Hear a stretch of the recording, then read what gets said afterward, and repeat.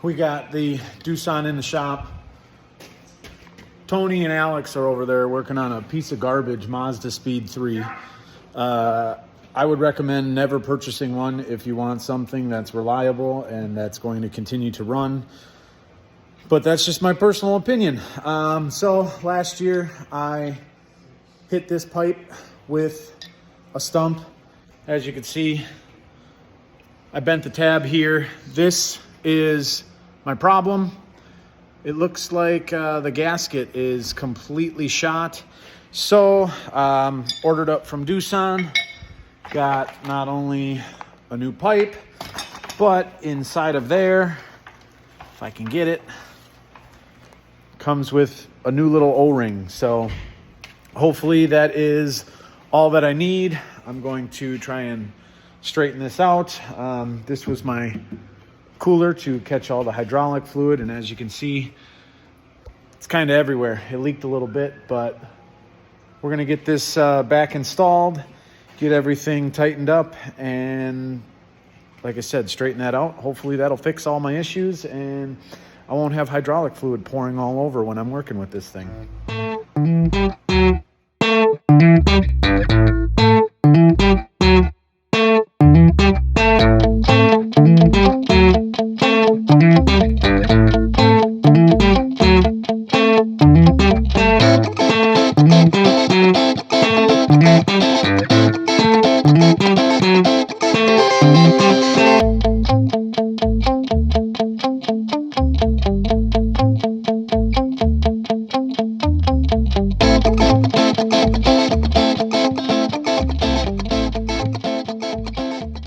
Fluids in, topped off the coolant, topped off the hydraulic fluid.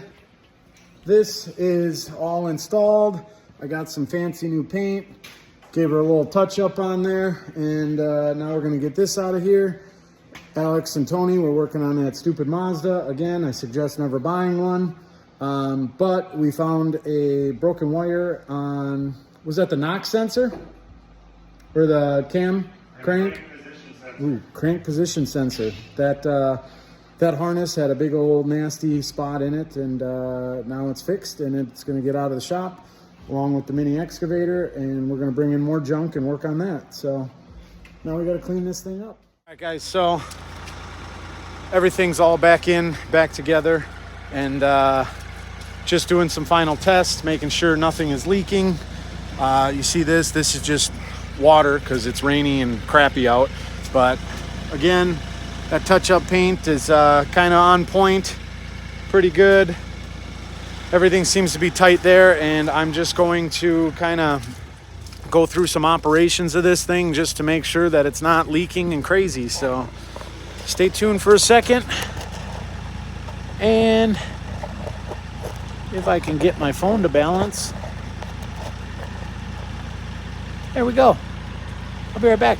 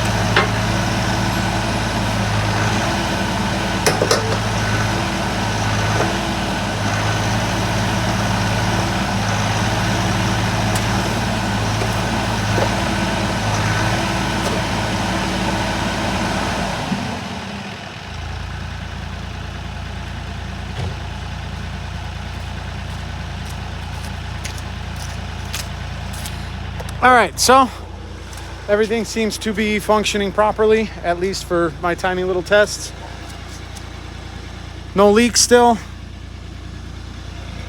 I'm still going to save this old pipe because, in all honesty, I believe that the old one is still probably going to function properly and have no issues. Also, while I had everything in there, we greased absolutely everything on here and tried to just keep up and maintain this the best as possible. That is one of the biggest things I can tell you for any of this equipment is give it grease. It's hungry and it needs it, and it'll make it last a whole lot longer. But the other thing that I wanted to talk to you guys about, if you look inside of the cab, there is some water, and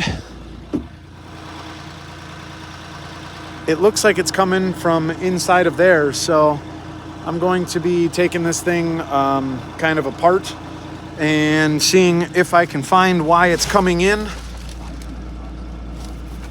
We got water down there. I don't really know why it's happening. It's always been parked on